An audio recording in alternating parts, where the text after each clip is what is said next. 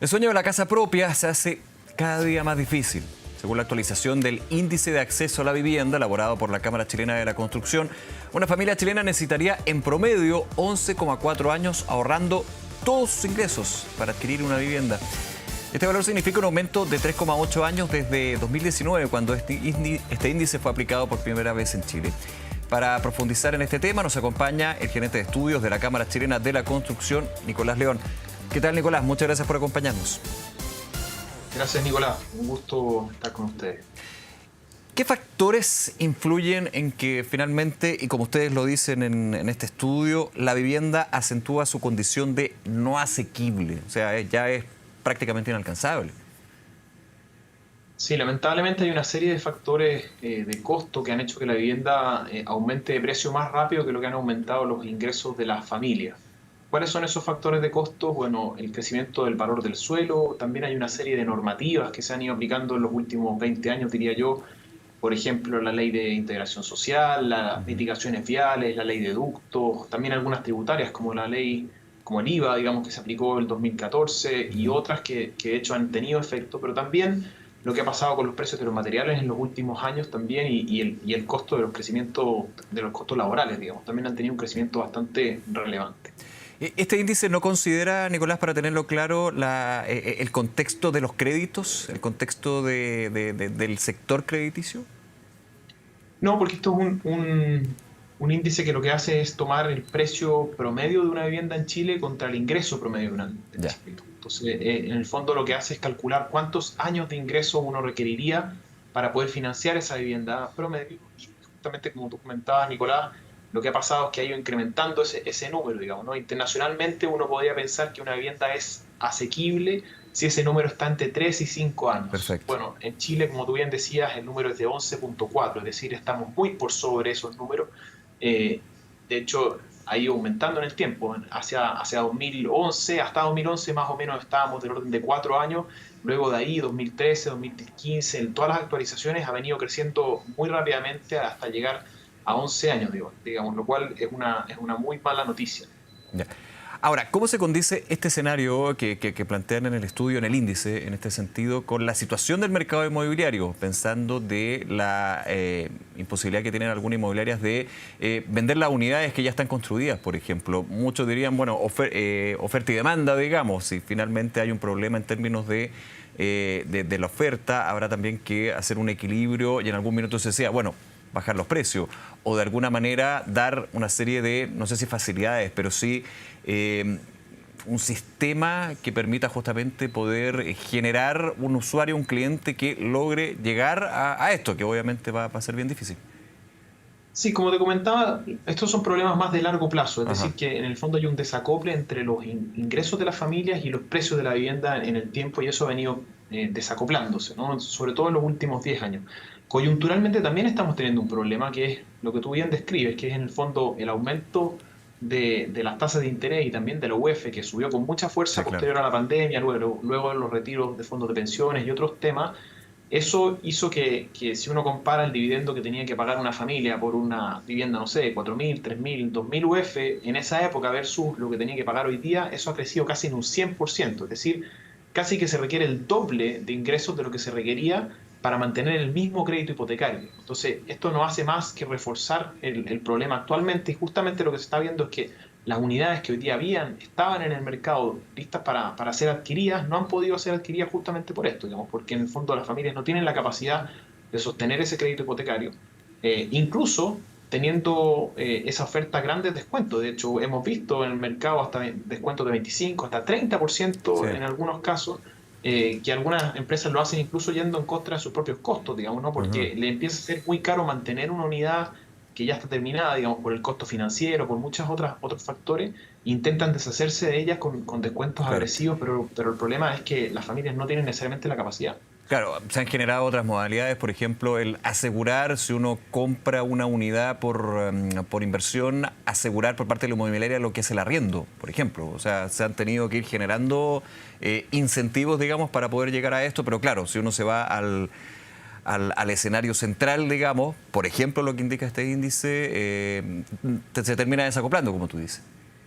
Por eso es tan importante pensar en fórmulas que nos permitan en el mediano plazo tratar de contener los aumentos de costo, digamos, ¿no? Yo mencionaba cuáles son en el fondo los factores más relevantes en ese aumento y uno de ellos, por ejemplo, es el tema del suelo, digamos, que es muy discutido. Pero cuando el Estado hace grandes inversiones en la ciudad, como por ejemplo una línea de metro o grandes parques u otro tipo de inversiones, si lo que terminan haciendo las propias comunas es restringir todo tipo de densificación, lo que termina pasando es que ese suelo se encarece mucho, digamos, Ujú. ¿no? Y por lo mismo, la vivienda que se construye ahí será una vivienda más cara, digamos, ¿no? Y por lo tanto, menos familias pueden acceder y lo que termina pasando es que esas familias tienen que buscar alternativas fuera de las comunas donde probablemente crecieron originalmente, ¿no? Y como eso, muchos otros factores que se han ido incluyendo. O sea, hablamos, por ejemplo, de muchas normativas, como por ejemplo la ley de ductos, que se aprobó pensando en generar mayor competencia entre las distintas compañías de telecomunicaciones, que quedó rápidamente, por el avance de la tecnología, fuera de uso y que significó un aumento, por ejemplo, de alrededor de un 1% más el precio de la Claro, vivienda. Lo mismo que el IVA, ¿no? El IVA aumenta de el un día de la día para construcción. otro el precio de la vivienda en un 14%. Bueno, pero los ingresos de la familia no crecen en un 14% de un día para otro, ¿no? Entonces, todos esos factores en Confluyeron. conjunto en los últimos 10, 15 años han tenido un efecto que aumenta ese descalce, ¿no? Ujú. Ahora, tú mencionabas también otro factor, el valor de los costos perdón, el valor de los materiales de construcción. Esto se ve acentuado en tiempos de la pandemia, cuando estaba la frontera cerrada, el problema de la logística. ¿Esto se ha ido normalizando o más bien sigue en esa tendencia de altos precios? Tuvo un aumento muy importante desde finales de 2020 hasta incluso principios de 2023. Sí. Fueron casi 3 años, 2 años y medio de un incremento de un 43% si uno mira los índices de precios de materiales de construcción y que luego tienen una pequeña moderación, pero lamentablemente el problema es que como pasa en casi todos los bienes, los precios quedan en un estadio distinto, ¿no? O sea, no, pegan una pequeña baja, pero no vuelven a los niveles Muy anteriores, difícil. justamente porque por problemas a propósito del tipo de cambio real, problemas de otro calibre. Ujú. Ahora, en esta situación, estábamos hablando del índice que ustedes miden desde 2019, ¿hay propuestas, hay medidas que contemple también para de alguna manera ir compensando, podríamos decir, esa situación? Sí, como te comentaba, Nicolás, digamos, habría que dividir las propuestas. Ya. Algunas que son más relacionadas con los problemas más de corto plazo y una de ellas tiene que ver con lo que está costando financiar una vivienda. Nosotros hemos propuesto con la Asociación de Bancos e Instituciones Financieras al Ministerio de Hacienda una propuesta que permita entregar un subsidio a la compra de viviendas nuevas para sectores medios a través de un financiamiento para los créditos hipotecarios, es decir, una baja en las tasas de crédito hipotecario que se Sí. traduciría.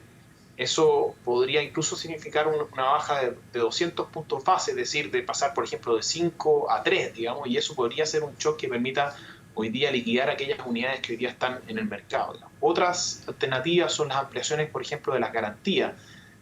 Hoy día existe lo que se llama el FOCAES, que son estas garantías estatales que permiten a una persona que le presten incluso más allá del 20% del pie, a veces incluso con el 5, el 10, en otras partes del mundo esos números llegan a otras partes. Pero también pensamos más en el largo plazo, ¿no? En aquellas cosas, como te comentaba, como una racionalización normativa, digamos, han habido una serie de normativas que de alguna manera, algunas técnicas, otras urbanas, que podrían repensarse, Claro. por Entonces, ejemplo, las desde la llamadas planificación urbana y la situación en este caso de los municipios o las direcciones de obra. por ejemplo, sí, hay una serie de normativas urbanas asociadas, por ejemplo, a la exigencia de estacionamientos en lugares donde, por ejemplo, hay líneas de metro. En otras partes del mundo, cuando tú tienes buena accesibilidad, no es necesario tener estacionamiento y eso restringe o encarece la construcción. Tiene que ver, por ejemplo, con los temas de las conversiones de densidades. Digamos, los planes reguladores transforman densidades en número de viviendas. Entonces, a veces los números que tenemos hoy día en los planes reguladores están asociados a cuando las familias tenían 4 personas en promedio. Hoy día Ujú. esos números llegan a 2. Entonces, solo tener esas pequeñas consideraciones que a veces no son ni siquiera de ley, son de la Ordenanza General de Urbanismo y Construcción, podrían permitir mejorar esa conversión y, por lo tanto, mejorar la constructibilidad en ciertas comunas. Sí, quedo un segundo con lo que tú mencionabas al comienzo, esta conversación con el Ministerio de Hacienda, entiendo que también con las instituciones financieras, los bancos, eso, y hago la pregunta, ¿ya se ha ido concretando? ¿Se ve un escenario en que efectivamente, porque sería medida, habrá que ver si se puede concretar o no, que serían un shock bien, bien importante y potente, digamos, en este escenario tan complejo? ¿Hay algo Sí. así, digamos, más en concreto hasta ahora? Estamos muy esperanzados, hemos visto una muy buena disposición de parte de las autoridades para tomar en cuenta esto.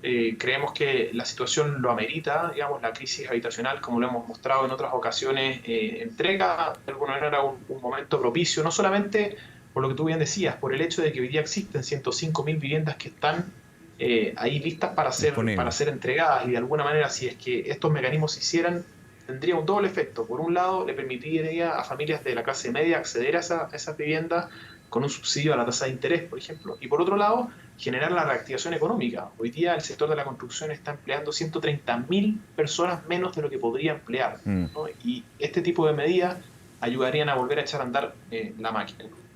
Ahora, en ese último punto, hay una preocupación por parte de la Cámara Chilena de la Construcción de proyectos que ya están detenidos o nuevos proyectos que estaban en alguna manera en la idea de la empresa constructora inmobiliaria y que, es más que stand-by, se han desechado. Sí, de hecho, recientemente, a finales de septiembre, se hizo una prórroga de una serie de permisos de edificación que estaban listos a vencer, digamos, ¿no? Ustedes saben que un permiso de edificación uno lo obtiene y dura alrededor de 3 años, ¿no? Esa fecha se cumplía ahora, y por muchos proyectos que no iniciaron obra, justamente por lo mismo que conversábamos antes, porque las empresas necesitan liquidar aquellas unidades que hoy día tienen antes de partir proyectos nuevos. Esas unidades se postergaron, digamos, y tienen hoy día una postergación de 18 meses más. Ya. Si no logramos resolver el problema hoy día de ese sobrestock, la probabilidad de que partan esas 67.000 viviendas que hoy día se prorrogaron sus permisos de edificación es muy baja, y por lo tanto que se pierda una serie de permisos que hoy día ya están listos. Nicolás, para partir. perdón, y esto en general para proyectos que tienen distintas fases, por ejemplo, está terminada la fase 1 y como todavía hay unidades que no se han podido vender, ¿se prorroga lo que es la fase 2, 3 eventualmente? ¿O para Sí, proyectos de una fase? Sí, por ejemplo, depende efectivamente el tipo de proyecto, pero efectivamente esto se da en proyectos de distintas fases, en proyectos nuevos, en empresas que tienen algunos proyectos que están esperando liquidar para poder partir uno distinto. Depende mucho de la zona del país y los tipos de proyectos que se están ejecutando. A veces son casas, a veces otras veces son departamentos, etcétera. Claro. Nicolás León, gerente de estudios de la Cámara Chilena de la Construcción. Como siempre, gracias, Nicolás, por acompañarnos. Que esté muy bien. Muchas gracias a ustedes, encantado. Hasta luego, chao.